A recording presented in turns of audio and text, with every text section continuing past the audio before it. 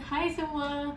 Okey, bertemu lagi untuk kita lesson yang ketiga mengenai tajuk garis dan satah pada 3 dimensi. Okey, untuk lesson yang sebelum ni saya dah ajar mengenai apa itu satah dan jenis-jenis satah dan juga jenis-jenis garis. Untuk lesson kali ni saya akan ajar mengenai dua perkara. Yang pertama adalah unjuran ortogon pada suatu garis dan satah. Dan yang kedua adalah bagaimana nak menentukan sudut di antara garis dan satah. Okey, firstly kita tengok dahulu mengenai unjuran ortogon. Okey.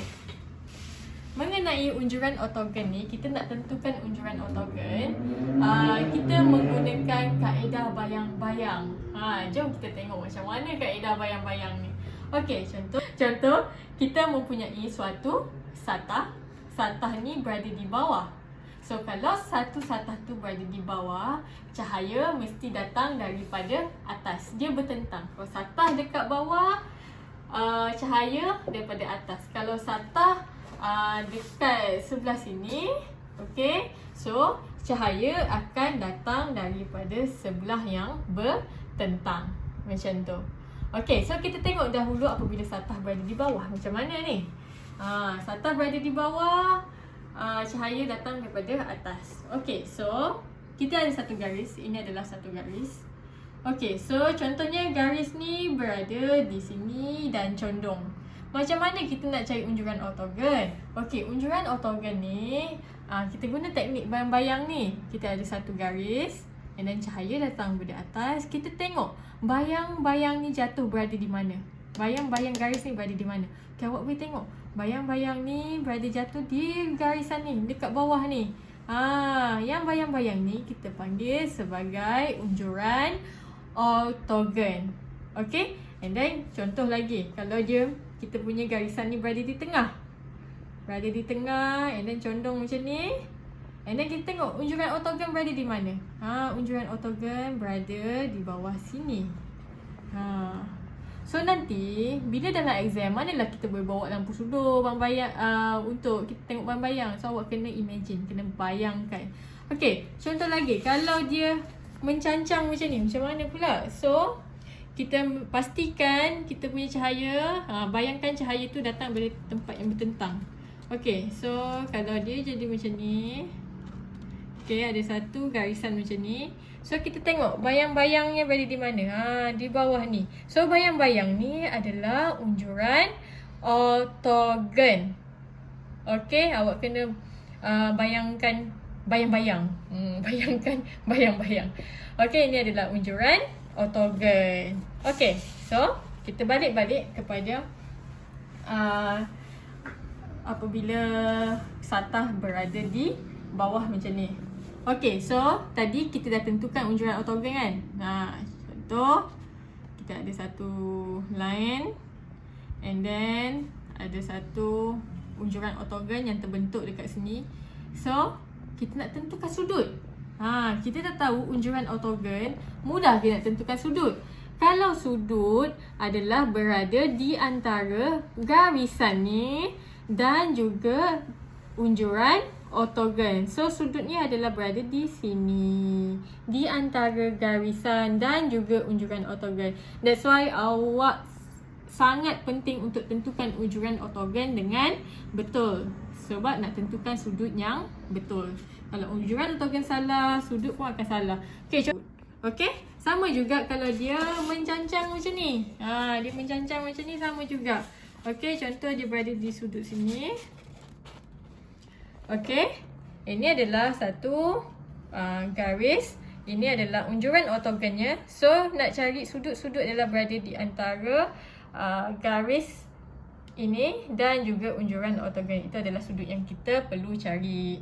Okey, so nanti kita akan tengok contoh-contoh macam mana nak tentukan unjuran ortogon dan juga nak tentukan sudut di antara garis dan satah. Okey, nantikan. Okey, untuk lesson yang ketiga ni kita rujuk dalam modul muka surat 6. Okey, bahagian 4.1.5 unjuran ortogon. Kita tengok contoh 9. Okey. Rajah menunjukkan sebuah prisma segitiga ABCDEF. Lukis dan namakan unjuran ortogon kepada setiap garis berikut pada satah BCFE. Okey, sangat penting. Yang dia kena tengok satah mana? Satah BCFE. Oh, mana satah BCFE? Satah BCFE adalah satah yang berada di bawah. Ingat ya, kalau kita nak cari unjuran ortogon, kita guna teknik bayang-bayang. Kalau satah dekat bawah, cahaya datang daripada atas. Okey, cahaya datang daripada atas. Okey, tengok. Garis apa? Yang pertama, garis AB. Okey, garis AB. Kita gariskan. Mana garis AB? Dekat sini garis AB. Okey, so satah dekat bawah, lampu atau cahaya datang daripada atas. Kita kena bayangkan di mana bayang-bayang AB akan turun. Okey, so adalah AB, dia punya bayang-bayang akan turun di HB. Macam mana korang nak membayangkan adalah firstly B. AB ni kan, B dia akan tetap berada di B, dia akan kekal. Dekat sini dia akan kekal. And then A punya bayang-bayang dia akan terus jatuh pergi ke H, kan? Dia akan terus jatuh pergi ke H. So dekat sini, so H ke B. Jawapan H, B. Okay, next adalah BD. Mana garisan BD? Kita lukis dulu. Sorry, kita guna purple untuk garisan B ke D. Okay, gariskan B ke D. Dia daripada bawah tu naik ke atas tu. Okay, so kita nak tentukan di mana unjuran ortogon. Okay, so dia masih guna satah yang sama, satah di bawah. Cahaya datang daripada atas di mana bayang-bayang akan terbentuk. Okay, B. Okay, BD kan. B yang berada di bawah ni, dia memang ada kat satah. So, dia kekal kat situ. Okay, kita tengok D. D, dia punya bayang-bayang akan jatuh straight turun ke G dekat sini. So, awak cantumkan je lah. B ke G ni bayang-bayang akan terbentuk. So, dia punya unjuran ortogon B adalah, jawapannya adalah BG. Okay, tak nampak lagi. Tengok contoh lain. Okay, contoh 10. Rajah menunjukkan prisma tegak dengan tapak segi 4 BCFE. Namakan unjuran ortogon pada garis AC. Okay, kita tengok garis AC di mana. Dekat sini. Okay, garis AC. Satah mana? Satah apa? Satah BCFE. BCFE mana? Dekat bawah ni. Okay, satah kalau dekat bawah, ingat cahaya mesti datang daripada atas. Okay, so cahaya datang daripada atas, di manakah unjuran ortogon? Bayang-bayang yang akan terbentuk. Okay, kalau saya tengok C ni, dia memang berada di satah kan. Satah kita kat bawah, so kekal kat sini. A ni punya bayang-bayang akan jatuh straight turun ke bawah pergi ke B. So bayang-bayang kita cantumkan sahaja titik yang tadi, B ke C. So kita punya unjuran ortogon adalah B, C. Okay, next, garis yang sama AC, tapi satah yang berbeza. Satah mana ni? ABED. ABED dekat mana? Oh, dekat bahagian tepi ni. Ni kan, nampak bahagian tepi ni. So, bermaksud cahaya kena datang daripada arah bertentangan. Daripada arah sini lah. Cahaya datang dari sini lah. Okay, arah bertentangan. So, kita tengok garisan AC. Dia punya sekejap.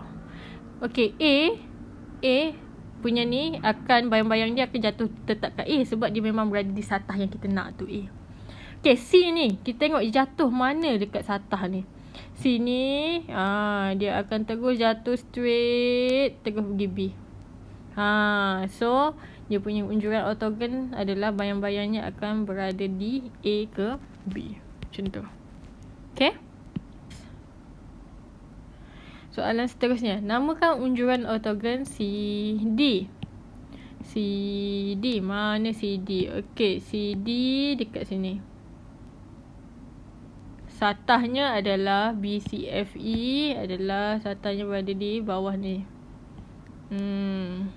Satah berada di bawah. So maksudnya cahaya awak kena bayangkan daripada atas. Okay. And then macam mana ni? So dia punya unjuran ortogon C ni dah berada di satah yang kita nak. Dia akan letak titik kat situ. Bayang-bayang akan jatuh kat situ juga. D ni, dia punya bayang-bayang akan straight jatuh pergi ke satah adalah pergi ke E. Sebab kita kalau suluh D ni, dia akan terus jatuh ke E. So kita cantumkan 2 point ni. Ini adalah unjuran ortogon iaitu CE. Okay. Adalah garis yang sama. Garis CD. Okay, tapi satah berbeza. A, B, E, D. Yang satah yang kat tepi ni tadi. Okay. So cahaya kena datang daripada arah bertentangan lah. Kan? Daripada arah bertentangan. Okay, so C, D. Okay, yang dah berada di satah yang kita nak adalah D. D akan kekal sebab dia dah berada di satah yang kita nak. C ni. C ni yang kita kena tahu bayang-bayang dia dekat mana. Dia kalau jatuh straight, bayang-bayang tu akan jatuh straight pergi ke B. Okay, so cantumkan dua line tu. D dengan B. Okay. So ini adalah dia punya unjuran ortogon. B, D. Okay. Okay, next. Okay, kita tengok contoh 12 pula. Kita terus pergi ke contoh kita terus pergi ke contoh 12. Raja menunjukkan sebuah piramid tegak dengan tapak segi 4 sama. A, B, C, D. Okey, kita nampak dia punya tapak A, B, C, D. Lukis dan namakan unjuran ortogon bagi garis VA dengan satah A, B, C, D. Okey, garis VA, satah dia adalah A, B, C, D. Kita tengok je, satah A, B, C, D adalah berada di bawah. So, bermaksud awak punya lampu suluh ataupun cahaya datang daripada atas. Okey, VA. Dekat mana VA ni? Gariskan VA. VA dekat sini. So mana akan jatuh bayang-bayang VA ni? Dekat satah ni. So A ni dia akan kekal berada di situ. Sebab dia memang berada dekat atas satah tu. Kita kena tengok V ni. V ni dia akan jatuh straight je, terus pergi bawah dekat sini, dekat tengah sini. So dia punya satah adalah dia punya unjuran ortogon adalah dekat sini. So apa kat tengah ni? Tak ada pun namanya kan? So kita letak je lah sebagai X di tengah. So jawapannya adalah A, X. Macam tu. Okay. Next kita tengok B. B adalah garis VE. Garis VE dekat sini. Satahnya adalah ABCD, sama macam tadi, satah kat bawah. Okey, kat mana unjuran ortogon? Ingat unjuran ortogon, satah dekat bawah, cahaya di atas sebab kita nak tengok membayang dia kan, nak bayangkan. Okey, so E memang dah berada di satah, tak payah gerak. Kita tengok V ni, dia punya bayang-bayang akan jatuh straight pergi kat bawah di tengah ni. Tadi kita dah namakan dia tadi X. So cantumkan. So kat sini adalah dia punya unjuran ortogon. So namakan E, X. Macam tu. Okay. Okay, next. Soalan C. Garis VB. VB. Okay, kita gariskan VB. Dengan satah mana? Satah VAC. Oh, mana satah VAC ni? Kita boleh nampak ke? VAC. Kita buat dulu VAC punya satah. VAC ni adalah satah yang berada di tengah-tengah. Okay. Dia berada berdiri di tengah-tengah di dalam piramid tu. Okay, awak kena bayangkan macam tu lah. Okay. So macam mana nak cari ni? Okay, satah je kalau dah berdiri macam tu, maksudnya dia punya bayang cahaya kena datang daripada arah bertentangan macam ni lah lebih kurang. Okay, lampu sulur. So awak kena tengok. Kena unjukan ortogon, bayang-bayang yang akan jatuh. V akan tetap berada di sini because dia sudah berada di satah. So jangan gerak. Okay, dia dah ada kat satah. Kita kena tahu B punya bayang-bayang akan jatuh straight pergi mana. Z, dia akan jatuh straight dekat satah di tengah-tengah ni. Dia akan jatuh straight di tengah ni. Iaitu kita dah namakan tadi kan, tengah-tengah tu adalah X. So V ke X. Dia punya unjuran ortogon dekat tengah tu. So V X. Okay, awak kena gunakan imajinasi awak ni. Okay. Okay, next adalah menentukan sudut antara suatu garis dan satah. Okay, nak tentukan sudut ni, awak kena tahu dulu dia punya unjuran ortogon berada di mana. Kalau unjuran ortogon awak salah lah nanti sudutnya. Okay, kita tengok contoh 13. Raja menunjukkan sebuah cuboid. Namakan sudut antara garis DE dan CDHG. Namakan sudut mana garis DE? Okay, kita ambil garisan DE. Dengan satah mana? CDHG. Oh, satah berada di bawah. Okay, satah dekat bawah. Okay, kalau satah dekat bawah, cahaya datang daripada atas. Okay. Kalau datang daripada atas ni senang sikit nak bayang kan. Okay, so dekat D ni tetap. D ni tetap sebab dia memang dah berada di bawah. Dia dah berada di satah. E ni punya bayang-bayang akan jatuh straight pergi ke H. Yang ni kita nak tentukan dia punya apa ni? Unjuran ortogon. Kita kena tentukan unjuran ortogon untuk garisan DE ni. So unjuran ortogonnya adalah berada di sini.